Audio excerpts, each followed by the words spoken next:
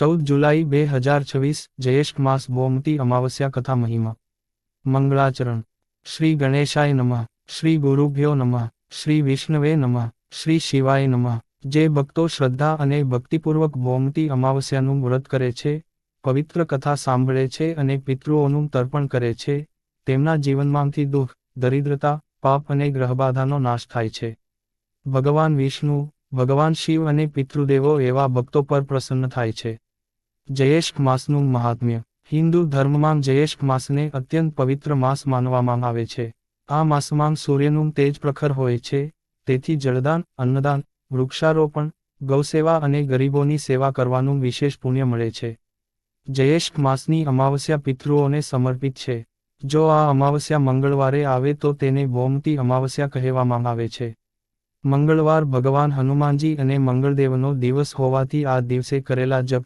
તપ દાન અને વ્રતનું અનેકનું ફળ પ્રાપ્ત થાય છે ગોમતી અમાવસ્યા કેમ વિશેષ છે અમાવસ્યાની તિથિ પિતૃઓને પ્રસન્ન કરવાની શ્રેષ્ઠ તિથિ છે મંગળવાર શક્તિ સાહસ ભૂમિ અને ઋણમુક્તિનું પ્રતીક છે જ્યારે આ બંનેનો પવિત્ર સંયોગ થાય છે ત્યારે ગોમતી અમાવસ્યાનો દુર્લભ યોગ બને છે આ દિવસે કરેલા પિતૃતર્પણ પીપળાની પૂજા ભગવાન વિષ્ણુનું સ્મરણ હનુમાન ચાલીસા પાઠ ગાયને રોટલી કાગડાને અન્ન બ્રાહ્મણ ભોજન ગરીબોને દાન ...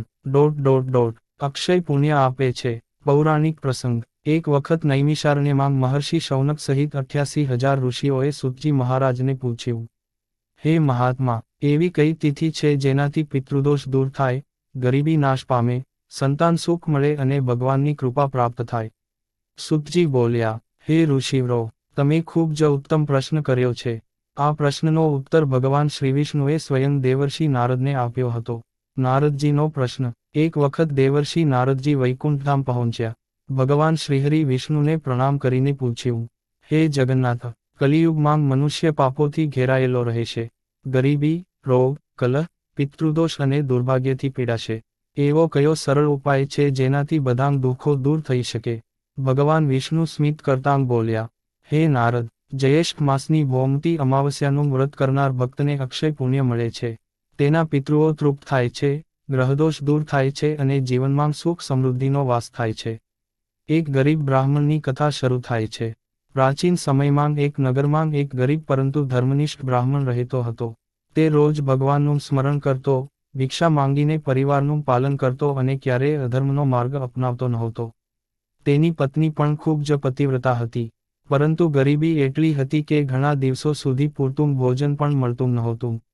એક દિવસ બ્રાહ્મણે ભગવાન સમક્ષ પ્રાર્થના કરી, હે પ્રભુ, હું અધર્મ કરતો નથી, છતાં મારા જીવનમાં આટલું દુઃખ કેમ? તે જ સમયે એક મહાત્મા તેમના ઘરે આવ્યા. બ્રાહ્મણે પોતાના ભાગનું ભોજન પણ મહાત્માને અર્પણ કર્યું. મહાત્મા પ્રસન્ન થયા અને બોલ્યા, હે બ્રાહ્મણ, આવનારી જ્યેષ્ઠ માસની ગોમતી અમાવસ્યાનું વ્રત કરજે, પિતૃઓનું તર્પણ કરજે, પીપળાની પ્રદક્ષિણા કરજે અને ગરીબોને દાન આપજે. તારા તમામ દુઃખો દૂર થશે. વ્રતની તૈયારી. ગોમતી અમાવસ્યાના દિવસે બ્રાહ્મણ વહેલી સવારે ઉઠ્યો. પવિત્ર નદીમાં સ્નાન કર્યું. ભગવાન વિષ્ણુ અને ભગવાન શિવની પૂજા કરી. પીપળાના વૃક્ષને જળ ચઢાવ્યું. 7 પ્રદક્ષિણા કરી. કાળા તલથી પિતૃ તર્પણ કર્યું.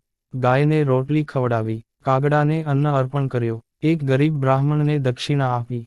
આ બધું તેણે અતિશય શ્રદ્ધા સાથે કર્યું. ભગવાનની કૃપા. થોડા જ દિવસોમાં તેના જીવનમાં પરિવર્તન આવવા લાગ્યું.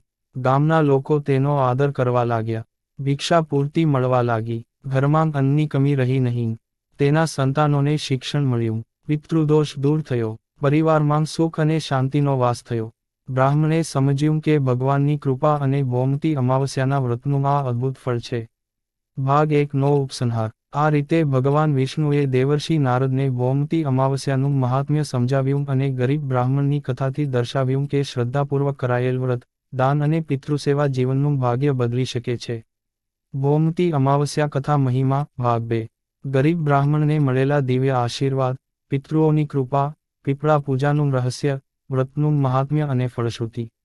ગરીબ બ્રાહ્મણે ગોમતી અમાવસ્યાનું વ્રત પૂર્ણ શ્રદ્ધા અને ભક્તિથી કર્યું.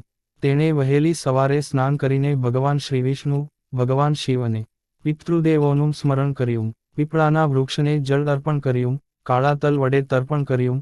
ગાયને રોટલી ખવડાવી. કાગડાને અન્ન આપ્યો અને ગરીબ બ્રાહ્મણોને દાન આપ્યું. આખો દિવસ તેણે ભગવાનનું નામસ્મરણ અને ભજનમાં વિતાવ્યો. સાંજ પડતાં તેણે દીપ પ્રગટાવ્યો અને ભગવાન સમક્ષ પ્રાર્થના કરી, હે પ્રભુ, મારી પાસે ધન નથી, વૈભવ નથી, પરંતુ મારી પાસે આપના ચરણોમાં અખંડ શ્રદ્ધા છે. જો મારા વ્રતમાં કોઈ ભૂલ થઈ હોય તો મને ક્ષમા કરજો. તે રાત્રે બ્રાહ્મણને અદ્ભુત સ્વપ્ન આવ્યું. તેણે જોયું કે તેજસ્વી દિવ્ય પુરુષો આકાશમાંથી ઉતરી રહ્યા છે. તેમની સાથે તેના પિતૃઓ પણ હતા. તેઓ અત્યંત પ્રસન્ન દેખાતા હતા. પિતૃઓએ કહ્યું, હે પુત્ર, આજે તારા દ્વારા કરાયેલા તર્પણ, દાન અને ભૌમતી અમાવસ્યાના વ્રતથી અમને અપરંપાર તૃપ્તિ મળી છે. વર્ષોથી જે બંધનોમાં અમે બંધાયેલા હતા તે હવે દૂર થયા છે. ભગવાન વિષ્ણુ તારા પર પ્રસન્ન થયા છે. આશીર્વાદ આપીને તેઓ દિવ્ય વિમાનમાં બેસી વિષ્ણુધામ તરફ પ્રસ્થાન કર્યા. સવારે જાગીને બ્રાહ્મણની આંખોમાં આનંદના આંસુ આવી ગયા. તેણે ભગવાનનો અનેકવાર આભાર માન્યો.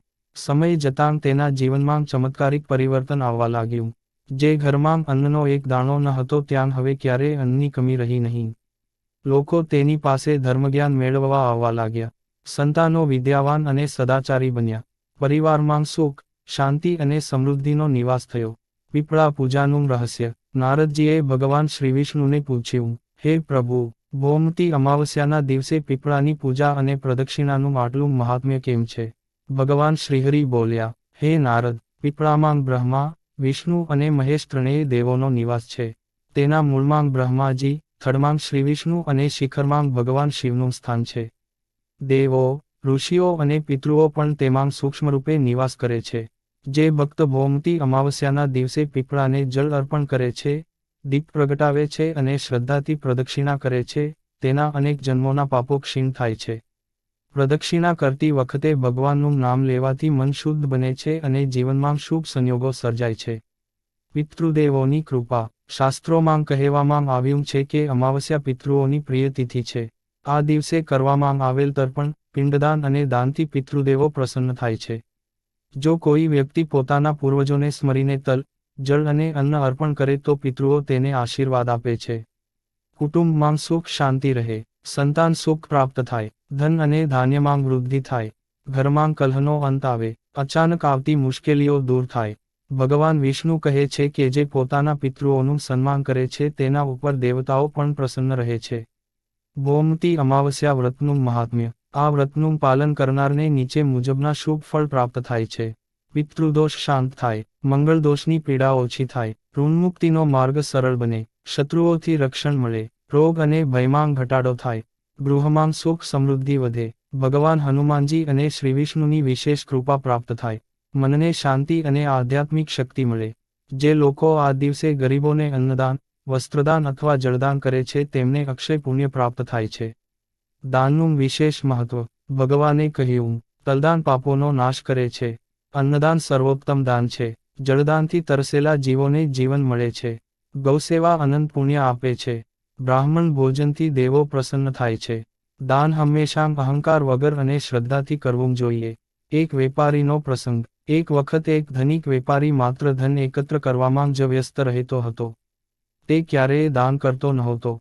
એક સંતે તેને ભૌમતી અમાવસ્યાનું વ્રત કરવાની સલાહ આપી.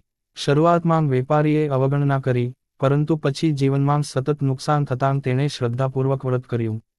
તે દિવસે તેણે ગરીબોને અન્નદાન કર્યું, પીપળાની પૂજા કરી અને પિતૃઓનું તર્પણ કર્યું.